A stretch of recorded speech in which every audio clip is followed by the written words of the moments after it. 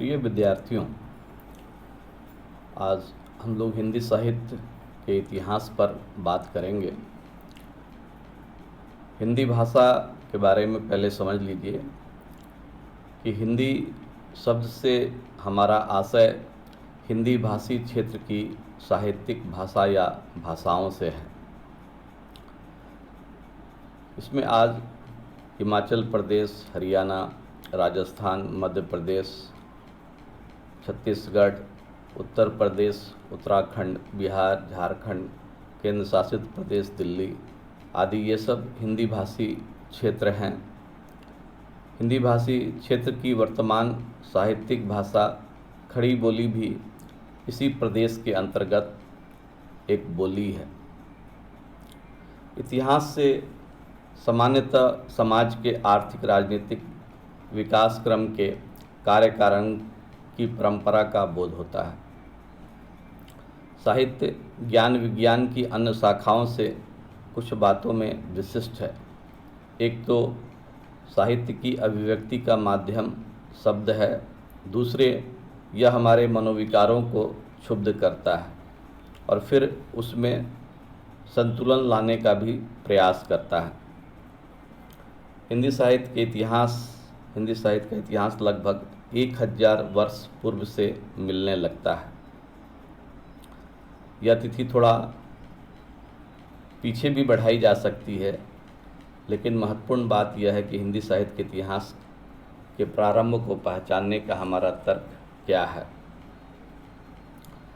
हिंदी साहित्य के इतिहास का प्रारंभ तब हुआ होगा जब हिंदी में रचना प्रारंभ हुई होगी। भाषा का प्रवाह धारा के प्रवाह के समान होता है। ठोस वस्तुओं की तरह इसका विभाजन संभव नहीं है। पूर्ववर्ती भाषा में कुछ ऐसे तत्व आ गए होंगे जिसके कारण वह भाषा जिसे हम हिंदी कहते हैं कुछ विशिष्ट हो गई होगी। प्रश्न यह है कि ये विशेषताएं कौन कौन सी हैं। विद्वानों ने हिंदी को विशिष्ट बनाने वाली 3 भाषा प्रवृत्तियों की चर्चा की है। पहला, क्षतिपूरक दीर्घीकरण, जैसे प्राकृत अपभ्रंश के कज, कम, हथ जैसे शब्द हिंदी में काम, काज, हाथ बन गए। दूसरा, परसर्गों की प्रयोग बहुलता, जैसे धरही के स्थान पर धरही मांझ। और तीसरा, तत्सम शब्दों का प्रचलन। यहाँ यह देखना जरूरी है कि अपभ्रंश की भाषा रूप में यद्यपि अलग सत्ता है, किंतु वह संस्कृत, पाली, प्राकृत की अपेक्षा हिंदी के व्याकरणिक ढांचे और शब्द भंडार के बहुत निकट है। अपभ्रंश को पुरानी हिंदी इसलिए कहा जाता है। पंडित रामचंद्र शुक्ल के अनुसार अपभ्रंश रचनाएं सदा से भाषा काव्य के अंतर्गत मानी जाती रही हैं। 1000 ईस्वी के आसपास ऐसा साहित्य मिलने लगता है जिसकी भाषा में ये प्रवृत्तियाँ मिलती हैं। हिंदी साहित्य के इतिहास का प्रारंभ 1000 ईस्वी के आसपास इसी कारण से माना जाता है। पंडित रामचंद्र शुक्ल ने हिंदी साहित्य के काल विभाजन की दृष्टि से 4 कालों आदि, पूर्व मध्य, उत्तर मध्य और आधुनिक में किया है।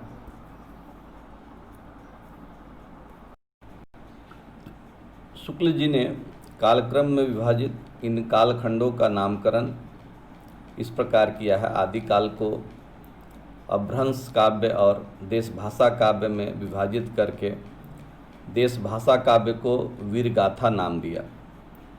अपभ्रंश काल में जैन, नाथ, सिद्ध कवियों तथा द्वारा लिखित जो सामग्री उपलब्ध है उसे वे साहित्य की कोटि में रखने को तैयार नहीं हैं।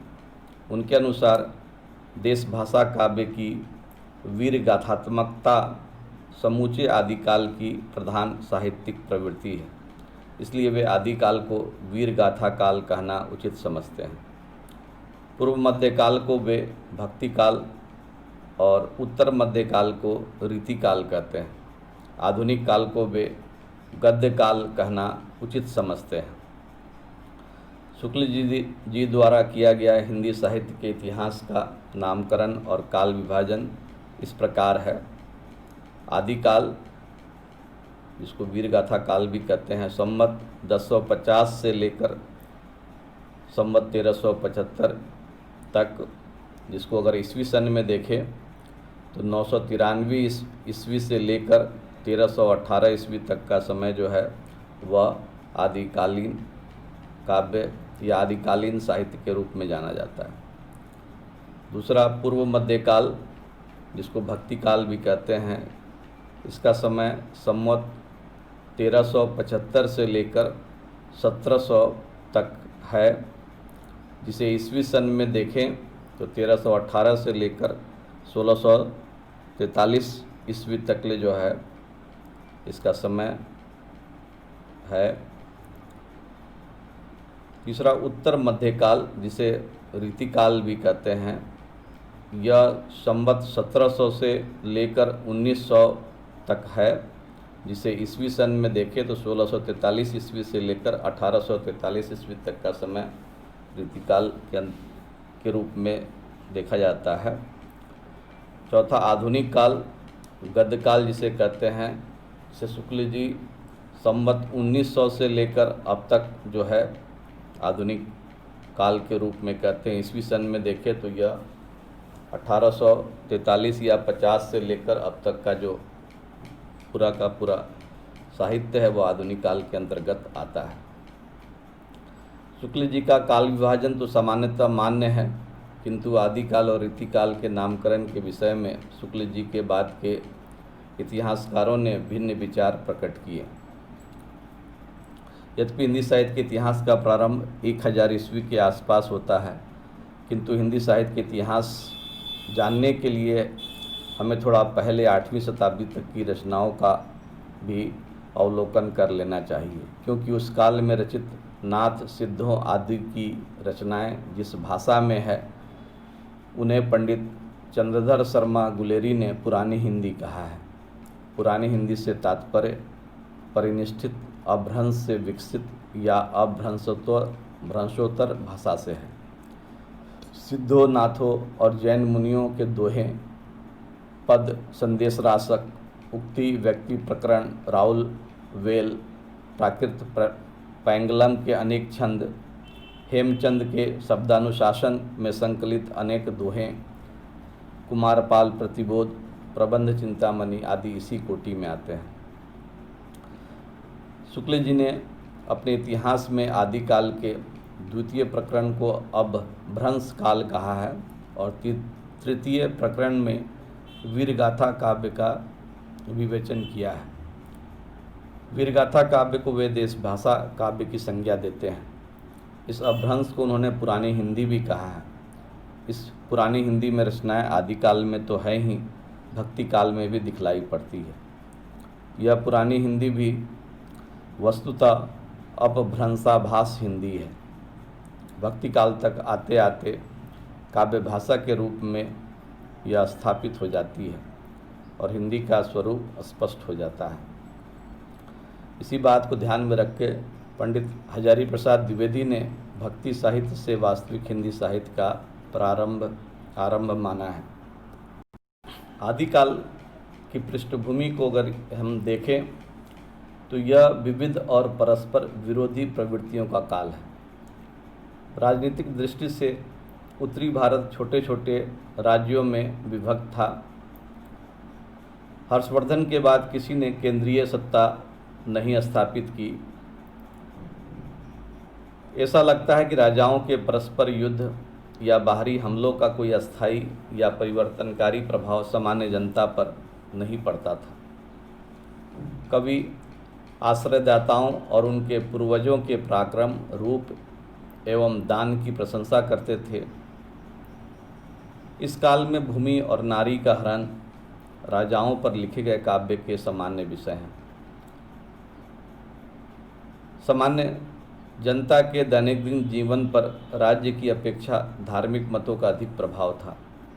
इस काल में संस्कृत, प्राकृत और अपभ्रंश में भी रचनाएं हो रही थी। साथ ही साथ अपभ्रंश के कैंचुल को छोड़ती हुई हिंदी भी अपना रूप ग्रहण कर रही थी।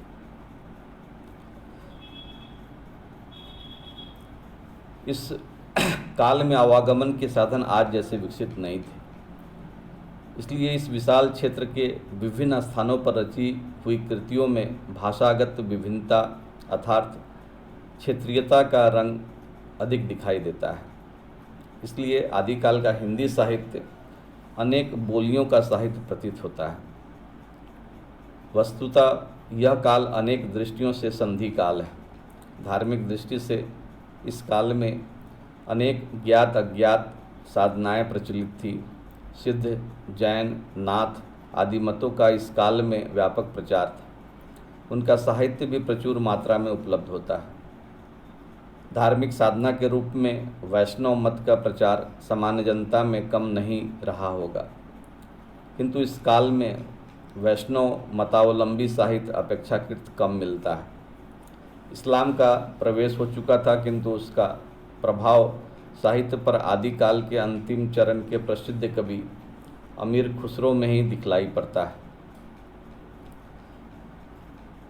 सिद्ध कवि बौद्ध धर्म कालांतर में तंत्र मंत्र की साधना में बदल गया था। ब्रजयान इसी प्रकार की साधना थी। महापंडित राहुल सांकृत्यायन के अनुसार बौद्ध धर्म अपने हीनयान और महायान के विकास को चरम सीमा तक पहुंचाकर अब एक नई दिशा लेने की तैयारी कर रहा था। तब उसे मंत्रयान, व्रजयान या सहजयान की संज्ञा मिलने वाली थी। सिद्धों का संबंध इसी व्रजयान से था। इनकी संख्या 84 बताई जाती है। प्रथम सिद्ध सरहप्पा 8वीं शताब्दी सहज जीवन पर बहुत अधिक बल देते थे। इन्हें ही सहजयान का प्रवर्तक कहा जाता है। सिद्धों ने नैरात्म भावना, काया योग, सहज, शून्य तथा समाधि की भिन्न भिन्न अवस्थाओं का वर्णन किया है। उन्होंने वर्णाश्रम व्यवस्था पर तीव्र प्रहार किया। इन्होंने संध्या भाषा शैली में रचनाएं की हैं। कबीर आदि निर्गुण संतों की इसी भाषा शैली को जो है उलट बांसी भी कहा जाता है। नाथ कवि, नाथों का समय थोड़ा बाद का है। 84 सिद्धों की जो सूची मिलती है उसमें कई नाम नाथों के भी हैं। ब्रजयानी सिद्धों के साथ नाथों का संबंध था। नाथ पंथ में गोरखनाथ शिव के रूप माने जाते हैं, अतः इनका शैव होना स्पष्ट है। गोरखनाथ ने पतंजलि के योग को लेकर हठ योग का प्रवर्तन किया और ब्रह्मचर्य, वाक संयम, शारीरिक मानसिक सुचिता, मद्य मांस के त्याग पर आग्रह किया। ब्राह्मणों के कर्मकांड एवं वर्णाश्रम व्यवस्था पर उन्होंने भी तीव्र प्रहार किया। इनका सिद्धांत था जोई जोई पिंडे सोई ब्रह्मांडे, अर्थात जो शरीर में है वही ब्रह्मांड में है। इला पिंगला, नाद, विधि की साधना, षट चक्र भेदन, शून्य चक्र में कुंडलिनी का प्रवेश आदि नाथों की अंतर साधना के मुख्य अंग है।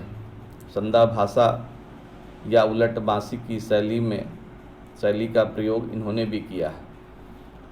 नाथों का स्थान मध्य देश का पश्चिमोत्तर भाग बताया जाता है। परंपरा में प्रसिद्ध है कि गोरखनाथ मत्स्येंद्र नाथ या मच्छंदर नाथ के शिष्य थे। मच्छंदर नाथ जालंधर के शिष्य थे। यह भी कहा जाता है कि इन्हीं जालंधर से जालंधर शहर का नगर का नामकरण हुआ। पंडित हजारी प्रसाद द्विवेदी ने इन्हें 10वीं शताब्दी के मानने के पक्ष में हैं। अगला है जैन मतावलंबी कवि। जैन मत के प्रभाव से अधिकांश काव्य गुजरात, राजस्थान और दक्षिण में रचा गया। इस साहित्य का महत्व इस बात में है कि यह प्रायः प्रामाणिक रूप में उपलब्ध है।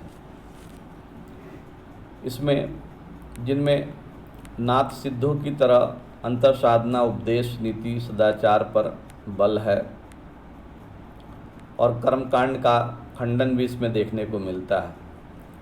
ये मुक्तक हैं, प्रायः दोहों में रचित हैं।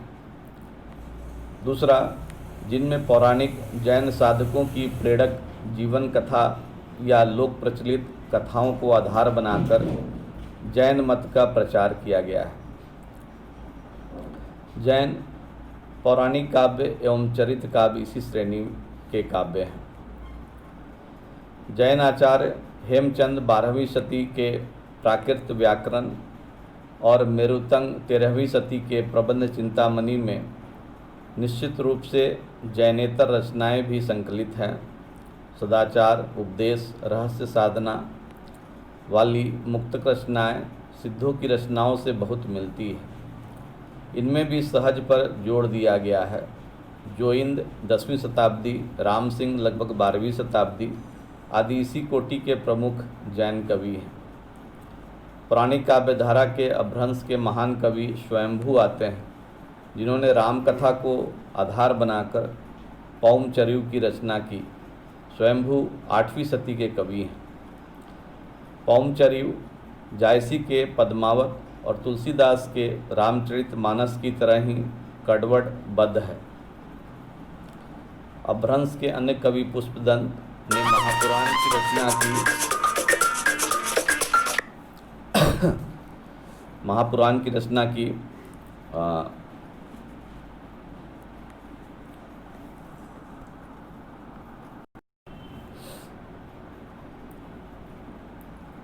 इसके अतिरिक्त जैन अपभ्रंश कवियों ने भारी संख्या में चरित्र काव्य लिखे हैं। इनमें पुष्पदंत का नागकुमार चरित्र, जसहर शरीव, कनकाकार मुनि का 11वीं शती का करकंड चरित्र आदि प्रसिद्ध है। भविष्यदत्त कथा नामक प्रसिद्ध अपभ्रंश कथा काव्य धनपाल 10वीं शताब्दी की ऐसी रचना है जिसमें लोक प्रचलित कथा को सरल भी बनाए रखा गया है और जैन मत में दीक्षित होने की प्रेरणा भी दी गई है। इस काल में जो वैष्णव साहित्य लिखा गया वह कम उपलब्ध है, लेकिन लक्ष्मीधर द्वारा 14वीं शताब्दी में संकलित प्राकृत पैंगलम के अनेक छंदों में विष्णु के विभिन्न अवतारों से संबंधित पंक्तियाँ मिलती हैं। इसी प्रकार हेमचंद 12वीं शती प्राकृत व्याकरण में संकलित अपभ्रंश दोहों में भी कृष्ण, राधा, दशमुख आदि की चर्चा आती है।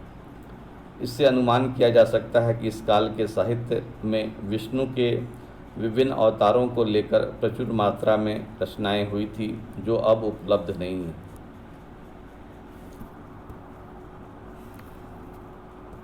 हम देखते हैं कि आदिकाल में जो है हमें जो है सिद्ध नाथों एवं जैन कवियों के द्वारा जो है प्रारंभ में जो एक काव्यधारा दिखाई देती है, उससे आगे बढ़कर जो है फिर वीरगाथा कालीन काव्य पर हम लोग बात करेंगे।